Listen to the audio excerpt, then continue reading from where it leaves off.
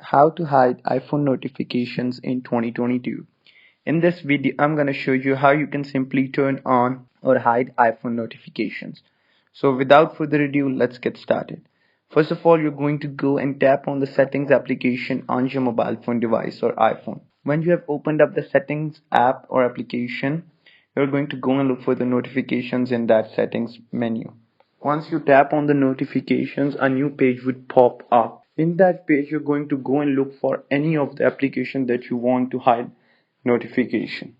So for example, I'm going to go into the Facebook one and just tap on it. Once you tap on it, a new page would appear up which would suggest allow notifications at the top. When you will disallow it or you'll turn this off, all of the notifications would get instantly hidden. They'll get into the hidden position. That means you'll no longer get that notification from that specific application. So there is a series of options in alerts in which you can only see the notifications in the lock screen. There is also an option that you will only see the notification in the notification center and you will see the notification in the banners.